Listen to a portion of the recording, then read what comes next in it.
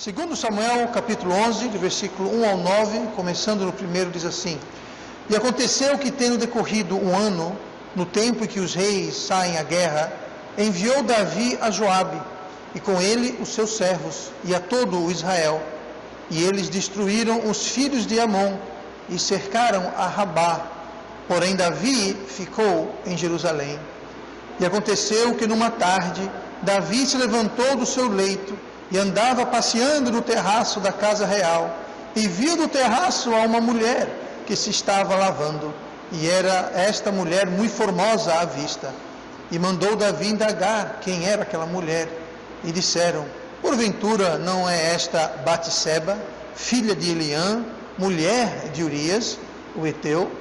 Então enviou Davi mensageiros, e mandou trazê-la, e ela veio, e ele se deitou com ela, pois já estava purificada da sua imundícia.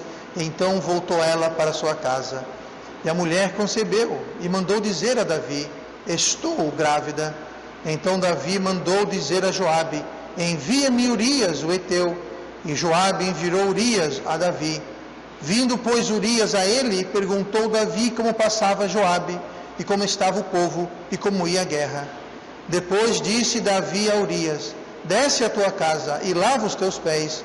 E saindo Urias da casa real, logo lhe foi mandado um presente da mesa do rei.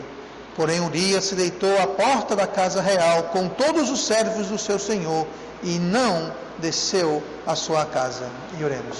Amado Pai, Deus querido, obrigado pela tua palavra. Peço que o Senhor agora abençoe, que o Senhor possa nos ensinar, que o Senhor possa agora usá-la, ó Deus. Use a mim também, me dê o teu poder, que eu possa pregar com clareza. Nos dê ouvidos para ouvir esta noite, eu te peço, em nome de Jesus. Amém. Muito bem, estamos vendo aqui a trajetória de Davi rumo à grandeza e o que nós podemos aprender. Hoje, o que nós vamos ver, e nas próximas semanas, não é tanto o rumo que ele tomou, mas um tropeço. Um tropeço que Davi teve no seu caminhar rumo à grandeza. E esse é um episódio muito triste na vida de Davi. E a gente pergunta: o que foi que aconteceu? O que foi que aconteceu? Ele estava indo tão bem, ele estava numa posição espiritual tão boa, seu reino consolidado, Deus abençoando, ele crescendo, experiente, andando com Deus, fazendo preparações para o templo. Você lembra que ele estava separando ouro, prata e cobre para o templo que o seu filho iria construir? Ele estava dominando os seus inimigos, estava possuindo a terra dos inimigos, estava tendo vitórias, Deus abençoando, ele crescendo, e de repente, esse tropeço, de repente, essa tragédia, e ele foi aqui em sua vida. Davi foi talvez a melhor posição espiritual que ele estava em sua vida, para a pior situação espiritual de sua vida, em um piscar de olhos. Ele foi do ápice do seu caminhar com Deus, o ápice da sua vitória, o ápice da sua espiritualidade, em um abrir e fechar de olhos, em um dia, em uma tarde, em questão de horas, nem um dia inteiro. Ele acordou naquele dia, no final daquele dia, ele havia descido o vale do deslize, do afastamento, do desvio. Foi o que houve? Como que alguém, por que alguém faria isso? Como que alguém chega a fazer isso? Tão grande a queda, depois de tanto que ele havia alcançado. Agora, é interessante, antes de a gente começar a ver detalhadamente algumas coisas desse episódio, é interessante ver que Deus decide explicar direitinho, claramente, tintim por tintim, o que estava acontecendo, o que foi que ocorreu. E Deus faz isso para o nosso benefício. É dito que qualquer história pertence a quem conta. Talvez eu e você, quando contamos uma história sobre nós, a gente gosta de embelezar a história para puxar a brasa para o lado da nossa sardinha, não é? Então a gente gosta de amenizar as nossas falhas, engrandecer as nossas conquistas. E em grande parte isso é verdade, mas a gente aqui não estamos vendo uma história muito embelezada, não estamos vendo uma história muito sanitarizada. Aqui não está sendo exaltado a pessoa de quem está se tratando, no caso de Davi. Geralmente uma história ela é contada para enaltecer quem conta ou sobre quem está sendo contado. Filmes e biografias são escritos e feitos sobre determinado personagem histórico e geralmente eleva-se às alturas e nem sempre é factualmente correto. Aqui na Bíblia nós não temos isso. A Bíblia aqui, por ser um livro divino, um livro inspirado por Deus e escrito para a nossa admoestação, para a nossa edificação, ela contém a verdade, doa quem doer, com todos os seus defeitos. Isso é uma das provas. Alguém aqui já ouviu falar, alguém dizendo, a Bíblia é um livro escrito por homens? Pois é. Isso é uma das muitas provas de que a Bíblia não foi escrita por homens. Porque se a Bíblia fosse escrita por homens, a Bíblia não estaria contando todos os podres de todos os personagens. Você me diga um personagem bíblico que a Bíblia não mostra o bom e o ruim. Eu só consigo pensar em um, que é José do Egito. E certamente ele tinha podres, mas como ele é um exemplo, um tipo, um retrato de Cristo, realmente não se diz nada negativo. A Bíblia não menciona nada negativo sobre ele. Mas todos os outros personagens, Abraão, Isaac, Jacó, Moisés, Gideão, Josué, Davi, Sansão, Paulo, Pedro, todo mundo é dito com todas as cores, com todas as letras, sem embelezar, sem rosar, digamos assim, a história toda. Se a Bíblia fosse escrita por homens, não seria assim. Eu vou dar um exemplo. O Alcorão é o livro sagrado dos muçulmanos. No Alcorão, nós temos Maomé, o profeta deles, como sendo um verdadeiro santo, venerado e adorado, quando na realidade, historicamente falando, ele era um ladrão, um pedófilo, um assassino, um tirano que aterrorizava povos, nações e países até hoje. Até hoje. Mas se você perguntar para um muçulmano que lê o Corão, não, ali ele é um santo. Inclusive, se você falar mal dele, eu vou matar você. O que eu acabei de falar é digno, passível de morte. Se houvesse algum muçulmano aqui, você teria, para ser um bom muçulmano, de me matar. Eu fico muito contente que nós não temos de um muçulmano aqui esta noite. Eu teria que me defender. Mas veja bem, o que acontece é o seguinte: a história na Bíblia não é assim.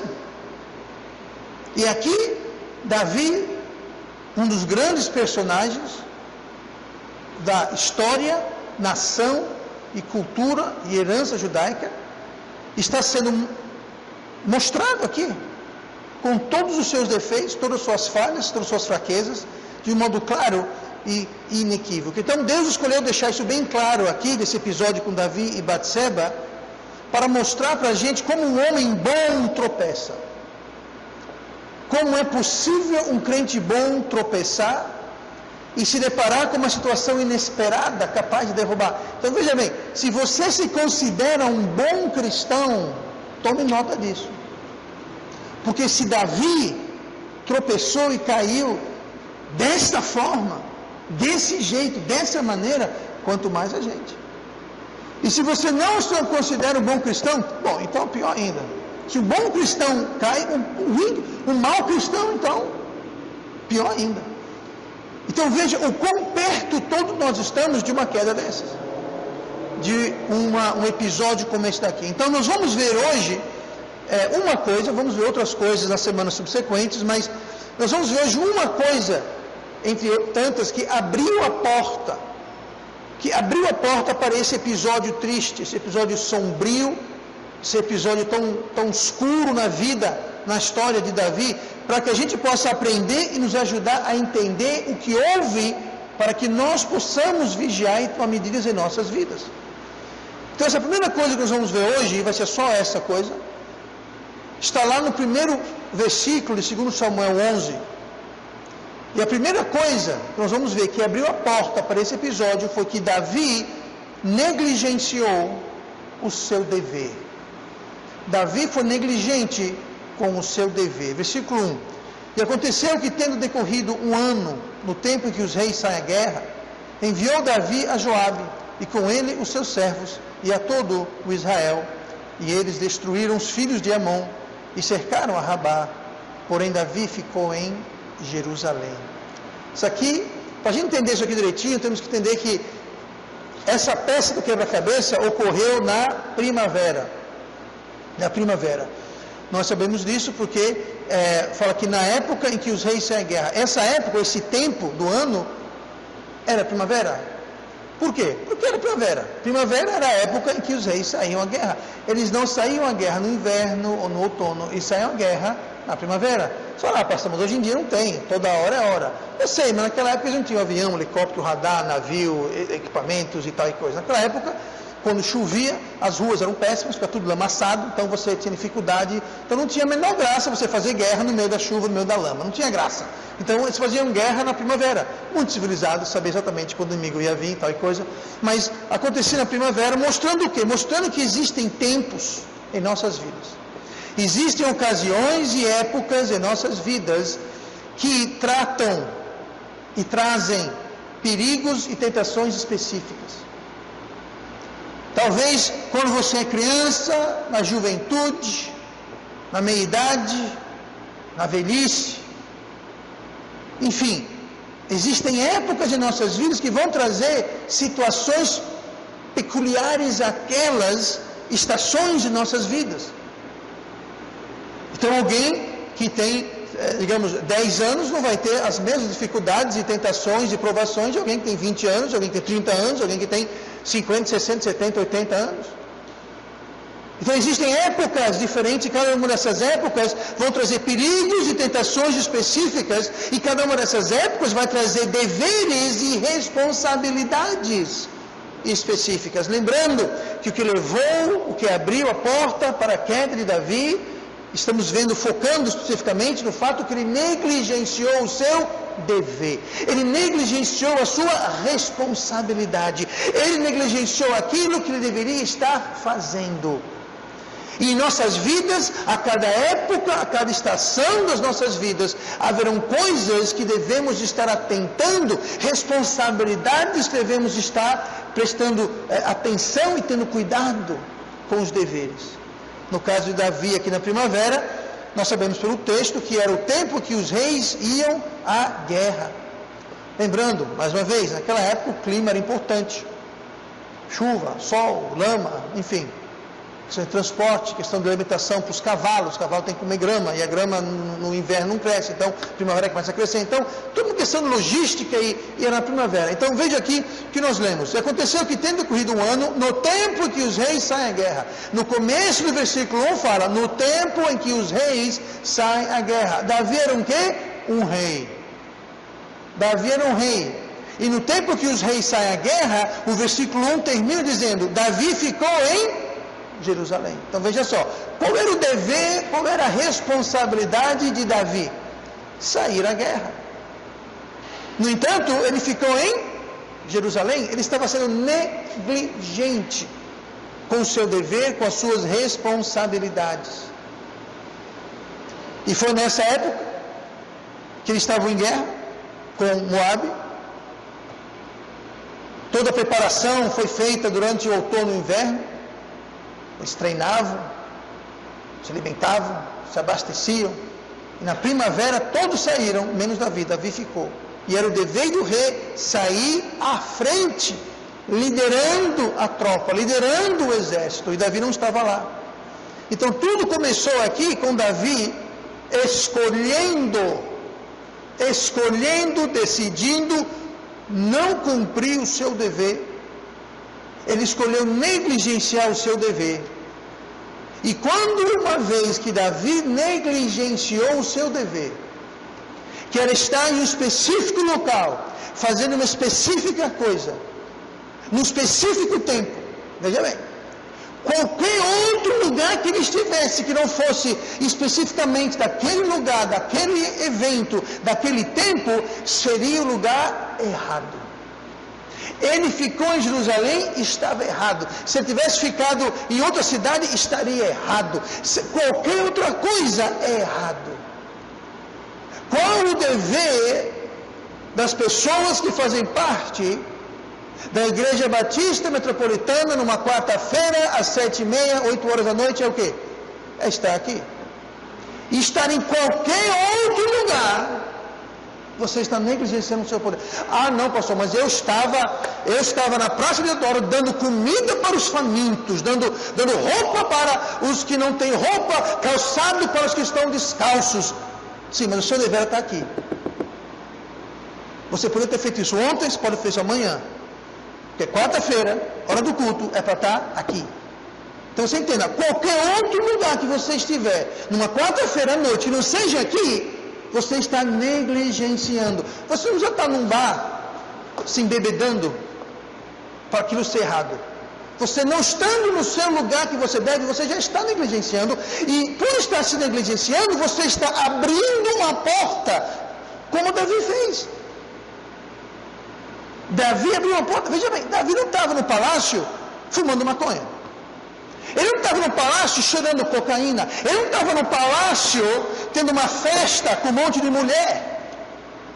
Ele não estava no palácio tramando como ele ia roubar alguém. Não, ele simplesmente não estava aonde ele deveria, que era onde? Na guerra, porque era tempo de quando os reis saem para a guerra. E o seu exército foi para a guerra, o seu general foi para a guerra, estava na batalha e ele ficou no palácio dele.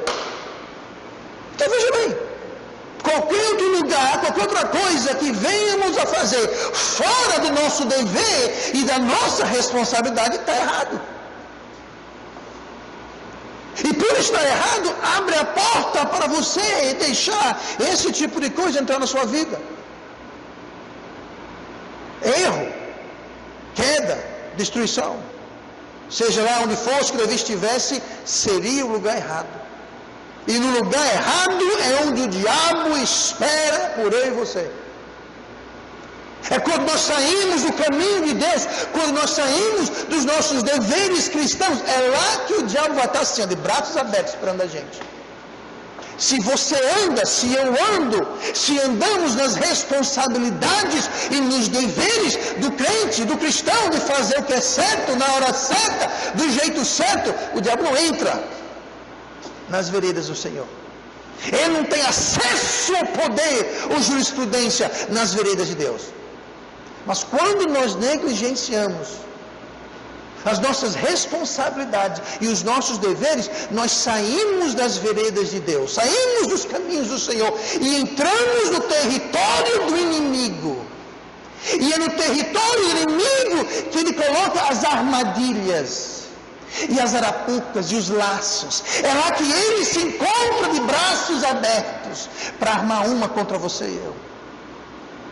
Não negligencie o seu dever, a sua responsabilidade como crente, como pai, como mãe, como esposo, como esposa, porque quando você negligencia, você vai se encontrar com o inimigo. Você vai se encontrar com aquele que está bramando. Espiritualmente falando, não é nada saudável você faltar ao trabalho, ou à escola, ou o que seja, salve por uma razão legítima. Acho que não posso escola hoje não. Vai fazer o quê? Te garanto que é quando você não vai à escola que você vai encontrar aquela pessoa que vai te levar, te influenciar para o mau caminho. Você vai encontrar aqueles amigos, que de amigo não tem nada, que vão fazer a sua cabeça, encher a sua cabeça com besteira, vão chamar você para cometer erro, vão influenciar você, por quê? Porque você não estava onde você deveria estar. Em vez de fazer o que você deve estar fazendo, você passa o tempo todo aqui, ó. Não é na praça, mas é pior ainda, é aqui, ó. É no tique-tique, no zap-zap, no zup-zup. Gente, não há nada de errado em usar redes sociais e tecnologia para comunicação, mas quando você deixa de fazer, de cumprir o seu dever, seja lá o que for, para ficar no telefone, você está abrindo uma porta para ter problemas. porque você está negligenciando o seu dever. E seja lá qual for o dever, qual for a responsabilidade que eu e você negligenciarmos, aquilo vai nos colocar numa situação de tentação. Foi exatamente o que houve com Davi. Não seja negligente. Deus deu a Adão o dever, a responsabilidade de cuidar do jardim. Lá em Gênesis 2,15 diz: e tomou o Senhor Deus o homem e o pôs no jardim do Éden para o lavrar e o guardar. Para o lavrar e o guardar. Deus colocou Adão no jardim do Éden, sabe para quê? Para trabalhar, gente, para lavrar, para trabalhar. Lavrar e guardar. Agora veja bem, eu não sei, eu acho que não, mas eu acho que Adão não tinha Facebook, Twitter, YouTube, etc. Mas em alguma coisa ele falhou. Porque o dever dele era guardar o jardim. E quem é que entrou no jardim? A serpente. O diabo. Eu não sei o que foi que ele fez lá no céu. Quando a gente encontrar ele, a gente vai perguntar para ele. Vai ter uma fila bem grande. Não vai ser tão grande quanto a fila para falar com Eva, eu entendo, mas vai ser uma fila bem grande. Alguma coisa ele fez porque ele negligenciou em algum ponto que Deus falou: o seu trabalho é lavrar e guardar o jardim. O que raio está fazendo a serpente que veio tentar a sua esposa?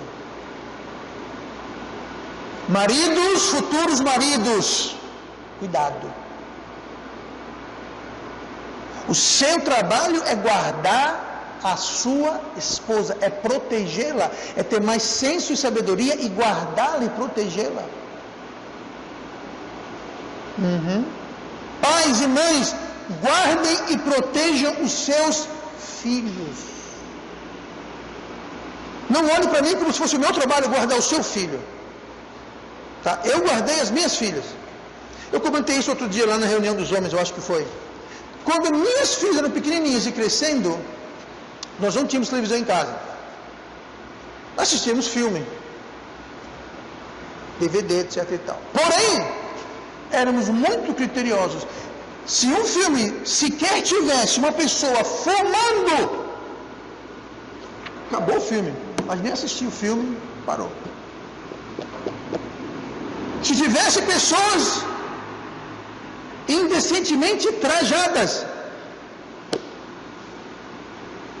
se houvessem palavrões ou até palavrinhos, se tivesse pessoas bebendo bebidas alcoólicas, nossa, pastor, então antes de assistir, era bem restrito o nosso repertório do que era permitido. Mas que exagero, que fanatismo! Eu estava guardando minhas filhas. Ao ponto que as pequenininhas, eu não sei se foi a Gabriela, se foi a Michelle, eu já contei essa história antes aqui, mas talvez você vai recordar, estava no supermercado e tinha uma mulher fumando cigarro. Foi você, Michelle, ou foi a Gabriela? Não sabe. Foi você. Uma das duas apontou para ela e levantou a voz e falou: olha mamãe, olha papai, a mulher do demônio está fumando. Ainda bem que elas falaram em português, isso foi na Inglaterra. Senão imagine a cena, né? Tá? Mas sabe o que foi isso? Aquilo chocou elas. Aquilo chocou. Alguém fumando, fumar é pecado, ele está pecando. Era do diabo. Hoje em dia, a criança... Gente, olha, às vezes eu estou evangelizando, falo com crianças. E eu falo assim: todos nós pecamos, né? Sim. Aí eu pergunto: me dê um exemplo de pecado. Antigamente, eu arenguei com meu irmão, respondi papai e mamãe, no fiz lição de casa. Hoje em dia, você ouve cada coisa de criança de 7, 8 anos, que eu não posso nem repetir aqui, gente. Guardadas, esculhachadas, jogadas ao mundo. Quando nós abdicamos os nossos deveres e responsabilidades, seja lá o que for, como pai, mãe, esposa, filho, não interessa. O que acontece é que nós vamos abrir a porta para coisas que não vão ajudar em nossa vida em absolutamente nada. Vou dar uma dica aqui para vocês. Você sabia que a maioria das pessoas se desviam de Deus na época de Natal, na época de férias? Todo grande tsunami que nós tivemos aqui na igreja, e é o que nós tivemos alguns nesses 12 anos. Quem está aqui há muito tempo sabe dos vários tsunamis que tivemos. Todos ocorrem, sabe, Petro, que época? Época de Natal. É impressionante. Por quê, pastor? Porque Natal é época de férias. É uma época muito egoística, é uma época que tem muita gente assim, oba, vou ganhar presente. E aí se eu não ganhar. Aí eles vão marcar o que estão dando para quem, o que estão ganhando, porque se eu ganhei não foi tão bom, eu vou ficar bravo. Eu dei um presente de R$12 para o Micael e ele me deu outros 50 centavos. Que absurdo, Micael. É uma época de egoísmo, de carnalidade. Mas peraí, o Natal não é espiritual, o nascimento de Cristo, blá, blá, blá. Aham, vá pensando. Não. Época de férias, Natal, as pessoas saem das suas rotinas e negligenciam muita coisa. E ó, papo mesmo, eu sei o que eu estou falando. E não é só aqui nos últimos 12, 13 anos que eu menciono, não. Isso eu já observo há muito, muito tempo, não é nenhum segredo. Época de Natal é uma época carnal, problemática. Sabe que a época de Natal é quando mais se tem suicídio? É quando mais se tem briga em família? A família se junta para Natal e aquele quebra-pau, né? É um brigando com o outro, porque não sei o quê, porque no passado você não sei o que mais, porque não sei o quê, aquela confusão toda. Tudo ruim acontece nessa época do Natal. Por quê? Porque as pessoas baixam a guarda e negligenciam as suas responsabilidades. Estamos, hoje é o dia o quê? 15 de quê? Novembro. Natal está na esquina, gente. Cuidado. Todo ano eu aviso e todo ano alguém cai. Vamos ver se esse ano vai ser exceção. Tá? Quem está aqui faz tempo sabe disso. Todo ano, essa época eu aviso e quando chega em janeiro a gente está lá. É tiro e queda, não falha. Tá? Já teve até gente dizendo que eu que armo isso para, sei lá. Bom, vamos lá. Férias, época de férias. Pais, época de férias, cuidado dos seus filhos. Saem da rotina, eles deixam suas responsabilidades e deveres. O problema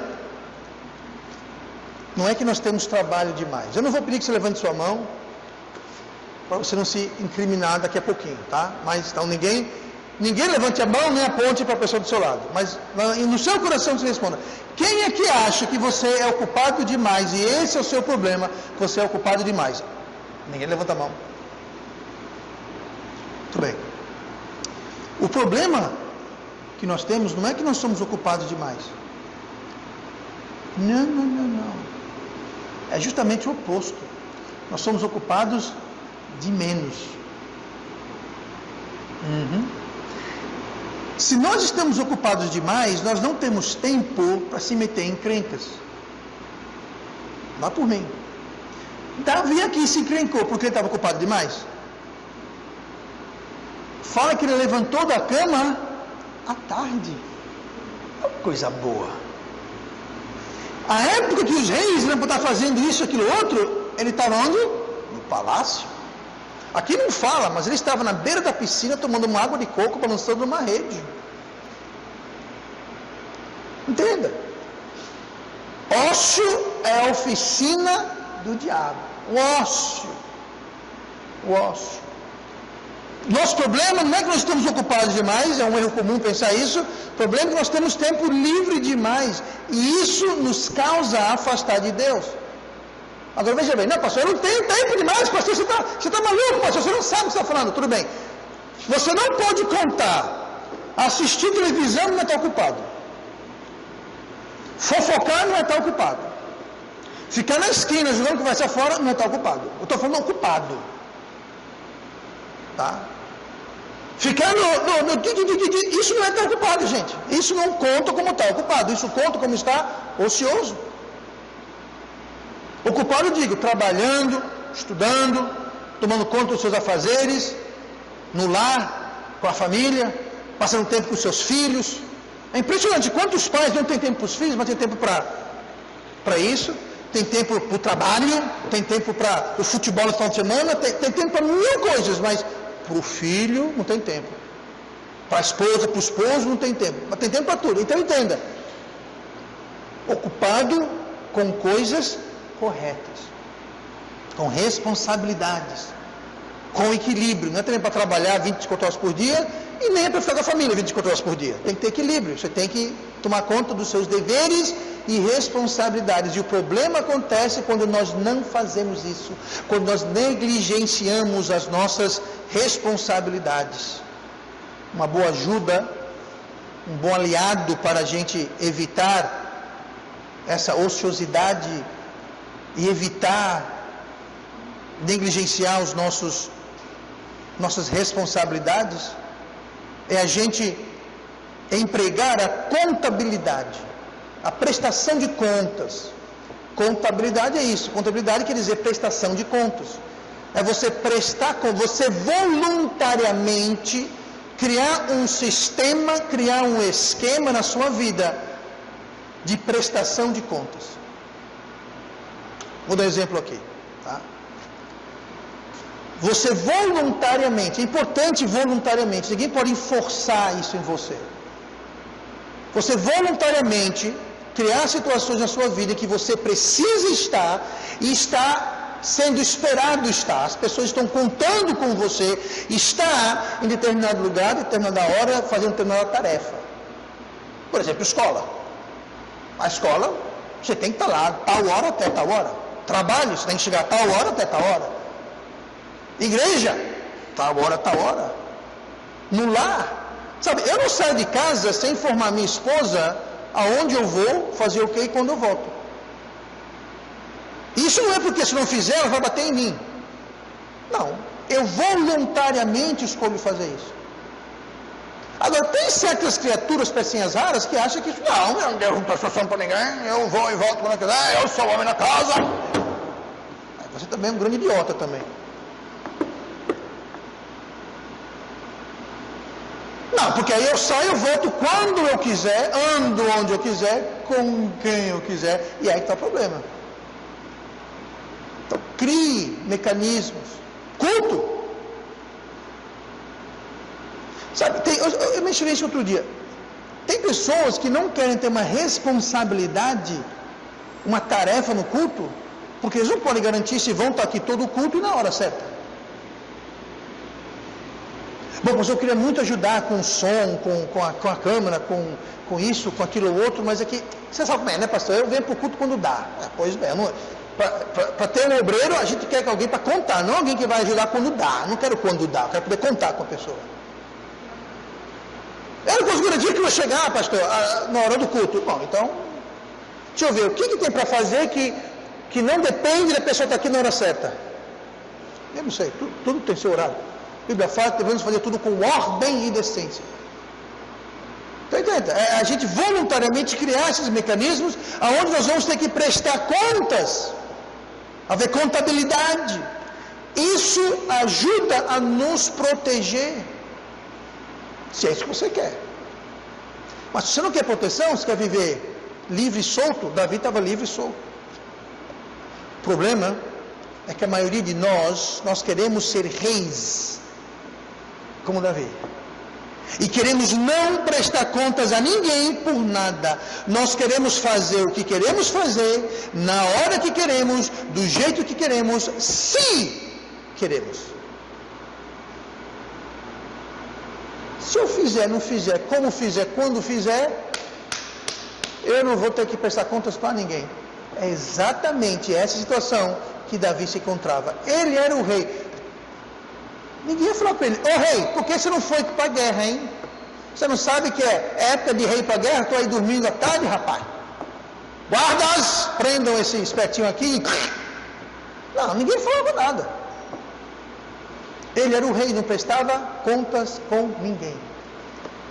Tem muita gente que quer ser assim. Eu não quero prestar conta para minha mãe, para o meu pai, para minha esposa, para o meu patrão, para a polícia, para ninguém. Eu quero fazer o que eu quero fazer. Tudo bem, mas Davi fez isso e se deu muito mal. Crie um esquema, você crie. Escola, culto, trabalho, evangelização. Tudo isso são coisas. Reuniões, ensaios aqui na igreja. São todas maneiras de você se comprometer e haver uma prestação de contas da sua parte. Veja bem, eu não vou atrás de ninguém ficar dizendo, onde é que você estava, o que você fez, testemunhas, traga aqui. Não, é voluntário, gente. Aqui não é Gestapo, eu não sou polícia, eu não sou aqui o ABIN, Associação Brasileira de Inteligência, eu não estou aqui para vigiar, controlar ninguém. Eu estou aqui para ensinar, pregar, aconselhar, dar exemplo. Eu não estou aqui para vigiar, controlar ninguém. Ah, mas que tem igreja que é assim. Então não vá para essas igrejas, fique aqui. O papel do pastor não é controlar, mandar na vida de ninguém. De modo algum. Não quero e não tenho como fazer. Nós devemos fazer isso voluntariamente. A única exceção é quando se trata dos nossos filhos ou de pessoas sob os nossos cuidados. Quando são pessoas sob os nossos cuidados, então nós, como pais, guardiões, responsáveis, nós temos o dever, é nosso, a responsabilidade é nossa de fazer cumprir isso. De fazer a criança estar na escola. Se você perguntar para a criança, quer ir para a escola? 90% vão dizer, Eu, o seu pastor santo, imaculado, quando eu era pequeno, você perguntou, quer ir para a escola? Eu ir para a escola? Não, quero ficar em casa. Fazendo qualquer coisa, menos ir para a escola. Então, o papel, a responsabilidade do pai e da mãe é enforçar isso. Para os adultos, nós temos que fazer isso, nós mesmos nos enforçarmos. Mas quando são pessoas debaixo dos nossos cuidados, então nós temos que enforçar isso sobre eles. Agora é hora para o culto, volta a fazer roupa, vamos embora. Quero não, eu não perguntei, vamos embora. É hora de escola, quero não perguntei, vamos embora. Hora de dormir, quero não quero saber, vamos embora. Entendeu? Quer mais exemplos? Posso desenhar se quiser. Mas entenda, voluntariamente é nós mesmos, para aqueles que estão abaixo de nós, no sentido, são nossa responsabilidade, somos nós que enforçamos isso. E se nós não fizermos isso, nós, pais, estamos sendo negligentes com as nossas responsabilidades e estamos abrindo uma porta para problemas em nossas vidas. Sem dizer problemas na vida dos nossos filhos, dos nossos, seja lá quem for que a gente está cuidando. Prestação de contas. A maioria das pessoas que dizem, pastor, eu posso evangelizar a qualquer hora, pastor. Eu não vou evangelizar para a igreja, pastor, porque eu evangelizo a qualquer hora, posso evangelizar. Eu sei. Mas me responda, qual foi a última vez que você evangelizou? Que ano o pastor está falando? Pastor, é o seguinte, eu posso ler a Bíblia e orar a qualquer hora. Eu sei. Mas qual foi a última vez que você orou? Ou leu sua Bíblia? Você negligencia a sua responsabilidade de separar um horário e um tempo no seu dia para fazer as coisas de Deus. Dizendo, o que eu faço? Eu sei que o que hora você faz, e a verdade é que você não faz. Negligenciando as responsabilidades e deveres, abrimos a porta para situações como essa aqui de Davi. E Davi caiu. O primeiro passo, a primeira etapa na queda de Davi foi que Davi não tinha que prestar contas para ninguém. Porque ele era o rei. E vai chegar uma hora em nossas vidas que nós não precisaremos prestar contas para ninguém. Por isso nós precisamos criar mecanismos, criar situações em que nós voluntariamente nos colocamos em situações em que nós vamos precisar prestar conta, nós vamos fazer falta. A falta vai ser sentida. Há pessoas que a gente encontra na rua, não vem para a igreja há 3 meses. A pessoa fala, não, mas a IBM é a minha igreja. É mesmo? Pessoas que vêm aqui literalmente uma vez por mês, talvez. Isso é muito bem-vindos, gente. Isso é muito bem-vindos. Mas sabe o que é isso? Eles estão negligenciando. Aí eles dizem, é que eu não venho, pastor, a minha vida está muito complicada. Aí você imagina, porque a vida da criatura está complicada. Porque está cheio de problemas e contratempos. A vida de Davi, nós vamos ver aqui essa história. Ele foi se enrascando cada vez mais. Ele começou se enrascando aqui, e a cada passo que ele dava, tentando consertar do jeito dele, ele se enrolava mais e mais e mais e mais. Ele foi se afunilando, se acurralando cada vez mais e mais e mais. E é assim que a gente faz quando a gente sai da vontade do caminho de Deus. Davi estava fugindo e negligenciando o seu dever e se encrencou. Muita gente fala assim, pastor, eu faço isso o tempo todo. O Senhor está descrevendo a minha vida. Eu sou exatamente como Davi aí. Eu faço quando eu quero, se eu quero, do jeito que eu quero, quando eu quero. Ok. E daqui a alguns meses, daqui a alguns anos, nós vamos saber os resultados. Quando você cair, quando você perder a sua vida, talvez, seu testemunho, seu lar, seu casamento, seu emprego, sua saúde, suas finanças, como tantos outros antes de você fizeram, e diziam a mesma coisa. Isso é besteira, eu faço direto.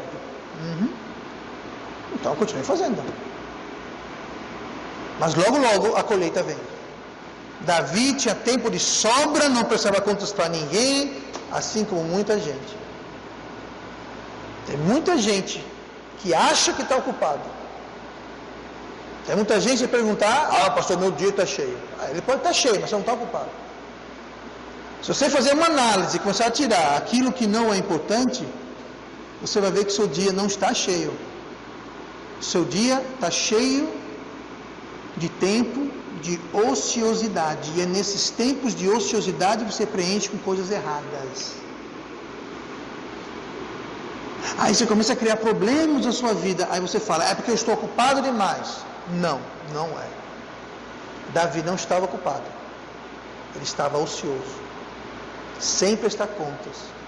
Quando isso acontece, a coisa complica.